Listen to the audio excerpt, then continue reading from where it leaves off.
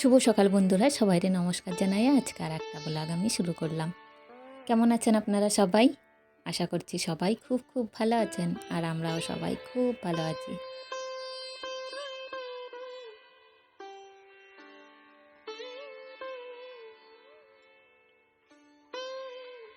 বন্ধুরা, আমি চিত্রা। আমার চ্যানেল চিত্রা ব্লগে আপনাদের সবাইকে জানাই অনেক অনেক স্বাগত।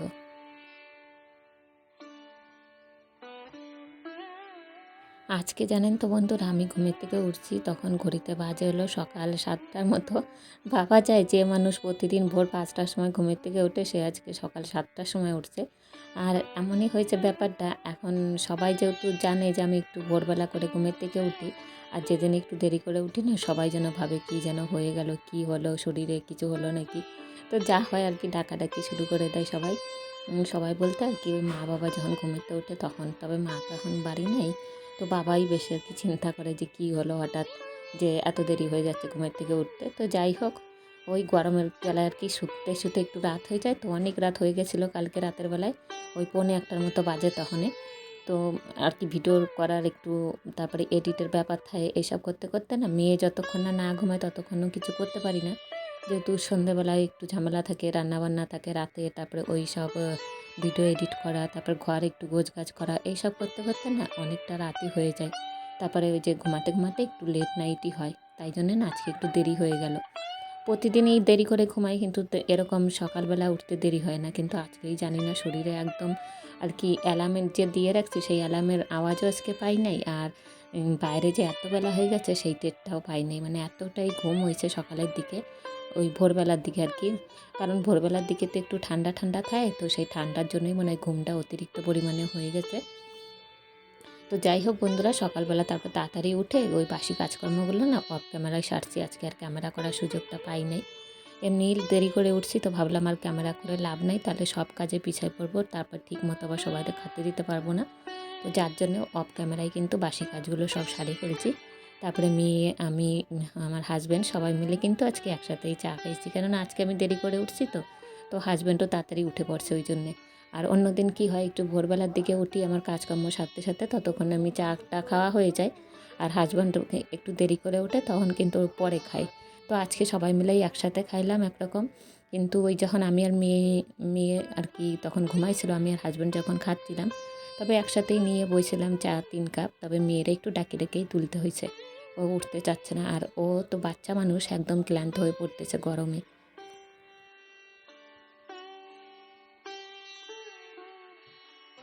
এরপরে বন্ধুরা, চা খাওয়ার পরে মেয়েরে একটু বসাই দিলাম বাইরের দিকে পড়তে, ওই বারান্দায় বসাই দিছে, আর আমি এদিকে ঘরের কাজগুলো করতেছি।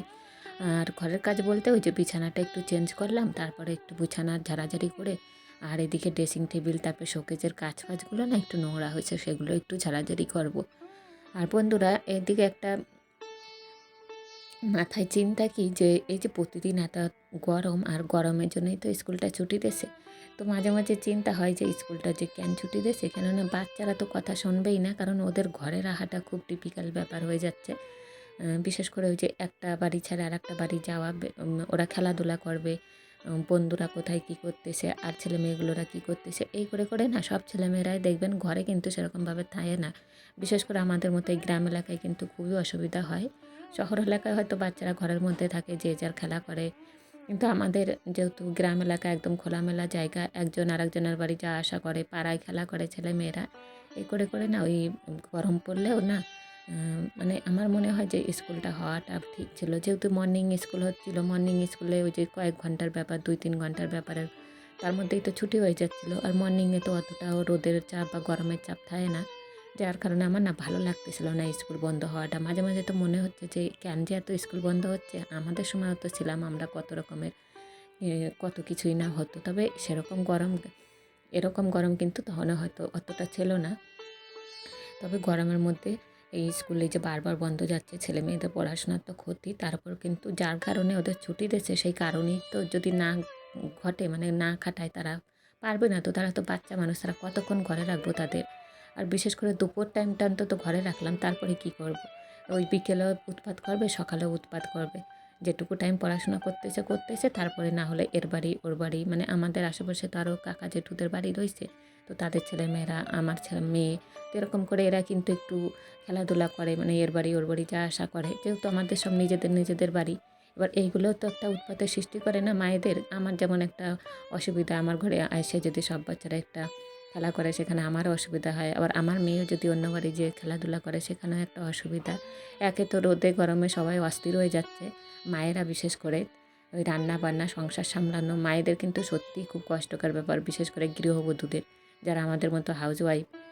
তো আমাদের পক্ষে না খুবই টাফ কিন্তু এই ব্যাপারগুলো, একদিকে বাচ্চা সামলানো, একদিকে সংসার সামলানো, সংসারের কাজ বাজ, আর এত গরম তার মধ্যে। আর এই গরমের মধ্যে সব কিছু করা মানে চারধারে মেনটেন করতে করতে না মাথাটা যেন খারাপ হয়ে যাচ্ছে মাঝে মাঝে।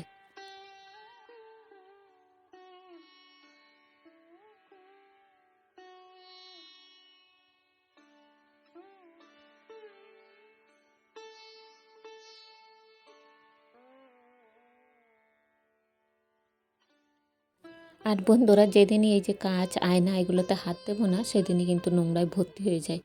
আর এত বিরক্ত লাগে মাঝে মাঝে, আমার হাজব্যান্ডরা বলে যে তুমি এবার পরিষ্কার করে দাও, আমি আর পারতেছি না এত পরিষ্কার করতে। ওই আগের দিনও কইছিলাম যে আমাদের যেহেতু চুন সরকির ঘর, তো এত পরিমাণে মানে ধুলো ধুলো হয় না ঘরগুলো, একটা অস্বস্তিকর পরিবেশ তৈরি হয়ে যাচ্ছে দিন দিন। কেমন যেন একটা লাগতেছে যে এত পরিষ্কার করে পারা যায় নাকি। হয়তো সকালে পরিষ্কার করলাম, বিকেলে দেখলাম আবার নোংরা হয়ে গেছে। তো মানে কি বলবো, আর যে পরিষ্কার করে সেই জানে কি। আর আমার তো এমনিতেই ডাস্ট অ্যালার্জি, ভীষণ অসুবিধা হয়, ধুলোবালি যদি একটু পরিষ্কার করতে যাই হাঁচি শুরু হয়ে যায়। আর আমি তো প্রতিদিনই অ্যালার্জির ওষুধ খাই, যার কারণে হয়তো আমার অতটা টের পাওয়া যায় না যে আমার সর্দি হয়েছে। নাহলে যদি একদিন ওষুধ বন্ধ দিই না, আমার কিন্তু সর্দি শুরু হয়ে যাবে। আর আমার যেহেতু ইমিউনিটি পাওয়ারটা খুবই কম, মানে ধরে নিতেই হবে, যে মানুষ ওষুধের উপর নির্ভর করে রয়েছি সে মানুষের তো ইমিউনিটি পাওয়ার কমই থাকবে, এটাই বাস্তব। তো যাই হোক বন্ধুরা, ওই যে প্রতিদিন অ্যালার্জির ওষুধ না খেলেই কিন্তু ভালো মতো ধরবে, তাতে কিন্তু আমার সমস্ত কাজেরই পতন ঘটবে, কোনো কাজে কিন্তু সফলতা পাবো না। সে সংসারের কাজ হোক, আর এই যে এডিটের কাজ হোক, কিংবা ভিডিওর কাজ হোক, সব ক্ষেত্রেই কিন্তু অসুবিধা হবে। তাই ভাবলাম যে ওষুধ খাইতে হয়, খাইয়েই যাইতে হবে, কিছু করার নাই। আর এই রোগটাই এরকম, অ্যালার্জি রোগটাই এরকম, মনে হয় না যে এখনও পর্যন্ত কোনো রোগী ভালো হয়েছে। আমার এরকম জানা নাই যাদের অ্যালার্জির প্রবলেম আছে, বিশেষ করে সর্দি কাশির প্রবলেম। মনে হয় এই প্রবলেমটা সারা জীবনই আর কি রয়ে যাবে যতই ওষুধ খাই।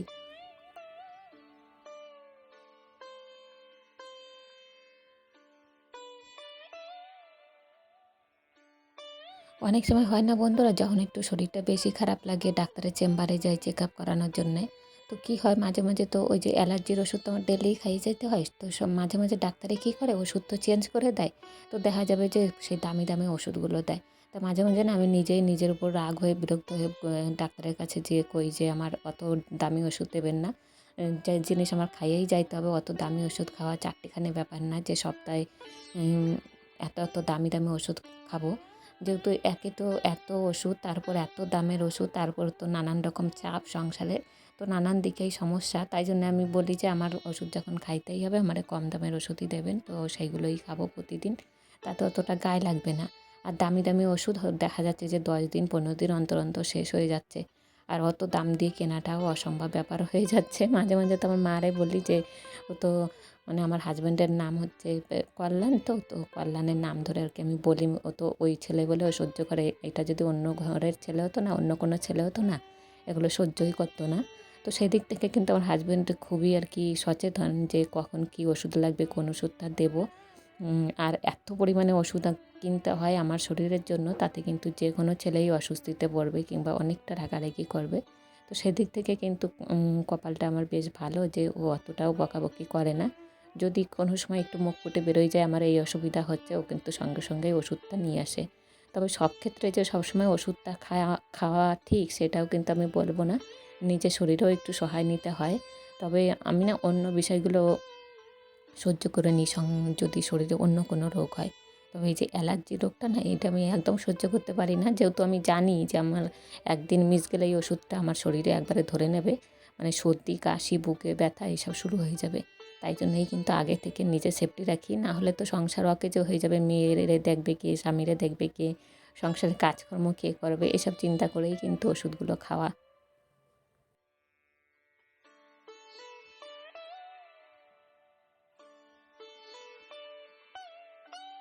ঘর দুয়ার কিন্তু পরিষ্কার করা হয়ে গেছে বন্ধুরা। তারপরে এই যে একটু হোম থিয়েটারটা না অনেকটা ধুলো পড়ে গেছে, কারণ ওই যে অনেক দিন না এটা ব্যবহারও করা হয় না, তো আর সেই রকমভাবে যত্নও করা হয় না। তারপরে এমন জায়গায় রাখছিলাম, এই ফ্রিজের পেছনে এইখানটা রাখছিলাম, তো ভাবলাম আজকে এটা ফাঁকা জায়গায় রাখি যাতে আমি সবসময় পরিষ্কার করতে পারি। নাহলে ওই যে ফ্রিজের পেছনে রাখছিলাম, তো ওইখানে না হাতটা ভালো মতো যায় না, যার কারণে আর কি ওই ধুলো পড়ে যাচ্ছে। আর বেশি হয় কি, যখন বন্ধ থাকে না তখন কিন্তু ইঁদুর ঢুকে ওই তারগুলো কাটি না নষ্ট করে দেয়, যার ফলে কিন্তু সমস্ত দিক দিয়েই অসুবিধা। তাই ভাবলাম এইখানেই রাখে দিই।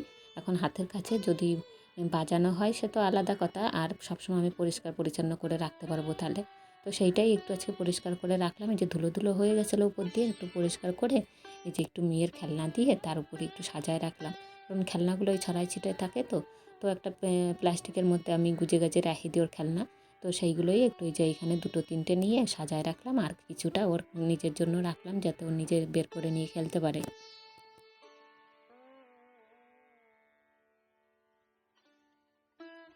এবার বন্ধুরা বেলা তো অনেকটাই বাড়ি যাচ্ছে, মুড়ি খাবার সময় হয়ে আইছে। তো হাজব্যান্ডের জিজ্ঞেস করলাম যে মুড়ি খাবার কি করব।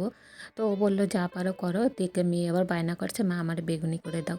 কিন্তু যেহেতু আজকে ওর বাবা মানে বাজারে যায় নাই, আর কিছু কিনেও আনে নাই মুড়ি খাবার, তো তাড়াহুড়ো করে এই বাসনপত্রগুলো আবার গোছগাছ করে না ওর জন্য একটু বেগুনি করতে হবে, তার সাথে আমাদেরও খাওয়া হবে।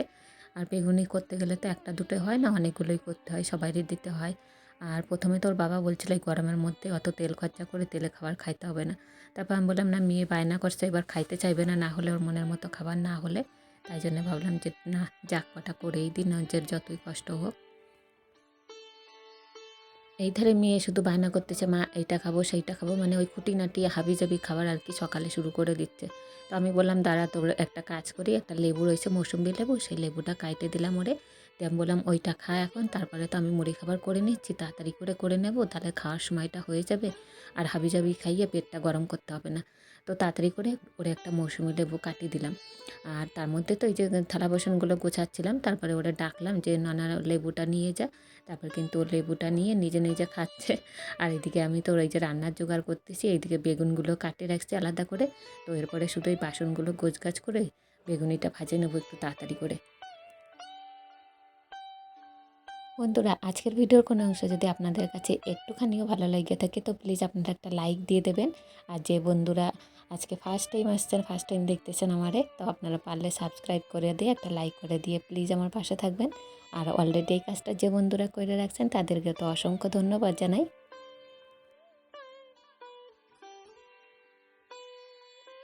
তো এই যে বেগুনির জন্য কড়াই বসাই দিয়েছি, তেলও দিয়ে দিলাম। আর সাইডের কড়াইটা না ওই যে সকালে যে একটু রান্না করে নিছি, ওই মাঝখানে যখন বাসনপত্র গোছগাছ করতেছিলাম না, তখন কিন্তু ডালটা আমার রান্না করা হয়ে গেছে। তো ওই যে পাশের কড়াইটায় ওই ওভেনটায় রয়েছে ডালটা চাপানো।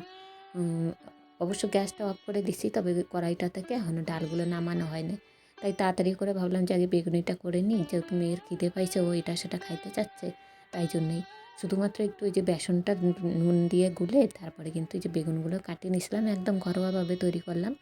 আর এতে কিন্তু খাবার সোডা দিলে আমার হাজব্যান্ড খুব বকাবকি করে। দোকান দিয়ে কিনে খাবে সেটা আলাদা, যদি ঘরে করি না তো ওর মূর্তি আর দেখার মতো থাকে না। যে তারপরে আমি যদি বলি তাহলে দোকানের খাবার কী করে খাও, সেখানেও তো খাবার সোডা দেওয়া থাকে ফোলানোর জন্য, অনেক কিছু করে। তো ও বলে তাহলে দোকানের আর ঘরের খাবারের মধ্যে পার্থক্য কী। তো যাই হোক, সেই মানে ওর কথাটা খারাপ শুনতে লাগলেও কিন্তু ঠিকই কথা, যে তাহলে আমাদের ঘরে খেয়ে লাভ কী আছে, আমরা যদি সবসময় দোকানের খাবার একই রকম খাবার যদি ঘরেও খাই, সেটা কিন্তু ঠিক হবে না। যেহেতু দোকানে একটু ভেজাল খাবার বেশি হয়, আর ঘরোয়া খাবার তো সম্পূর্ণ নিজেদের হাতে নিজেদের ইচ্ছায় করা, আর কোনো ভেজাল দেওয়া নাই এতে। এই তো বন্ধুরা এবার বেগুনি ভাজাও হয়ে গেছে, মেয়ের একটু তাড়াতাড়ি করে মুড়িটা মাখাইয়ে দিয়ে দেবো। আর তার সাথে ভিডিওটা এখানেই শেষ করব। কেমন লাগছে আপনারা জানাতে কেউ বলবেন না। আর ভালো লাগলে অবশ্যই একটা লাইক দিয়ে দেবেন। আবার দেখা হবে আগামীকাল ঠিক বেলা 3টায়। সবাই ভালো থাকবেন।